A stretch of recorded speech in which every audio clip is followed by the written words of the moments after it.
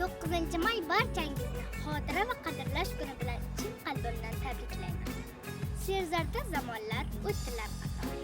O'tdilar yillaru oylar rang-barang, moziydan bugunga yetmasdi ovoz, bo'lmaganda xalqim sening xotirang. Sen o'zing naqsh etding habibni. Sen o'zing so'ng uni aylading bayon, olis bobolarning bosgan har izin, o'zing avlodlarga etding namoyon.